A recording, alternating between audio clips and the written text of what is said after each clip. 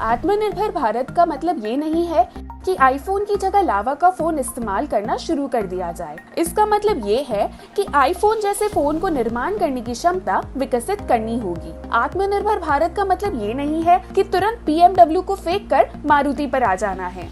इसका मतलब ये है कि BMW की क्वालिटी की गाड़ी हमारे देश के इंजीनियर खुद विकसित कर सके। आत्मनिर्भर भारत का मतलब ये नहीं है कि राडो की घड़ी फेंककर टाइटन को लगा लेना है। इसका मतलब है खुद राडो के स्टैंडर्ड्स वाली घड़ी बनाने की क्षमता विकसित करनी होगी। आत्मनिर्भर भारत का मतलब ये नहीं है कि देसी और विदेशी कंपनियों की लिस्ट बताकर जबरदस्ती देसी वस्तुएं खरीदनी है। इसका ये मतलब है कि ऐसा ब्रांड खड़ा कर देना है कि लोग स्वयं उसे अपने पसंद से खरीदना शुरू कर दें।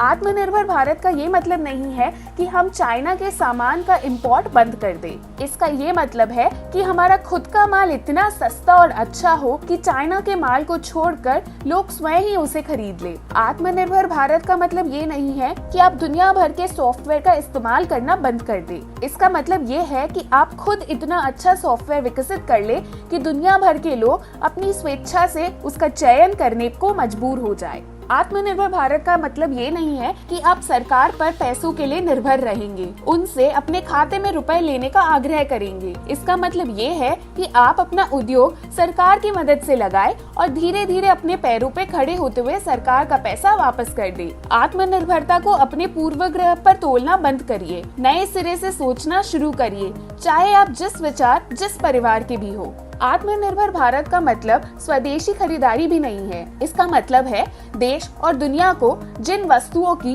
जिस क्वालिटी की आवश्यकता है उन वस्तुओं को उन क्वालिटी का देश में बनाने की क्षमता विकसित करनी है। आत्मनिर्भरता का मतलब देश और दुनिया में गिड़गिड़ा कर अपना माल बेचना नहीं है। इसका मतलब ये है कि अपनी क्वालिटी और ब्रांडिंग इस तरह की करनी है कि लोग बाय चॉइस उसे खरीदें।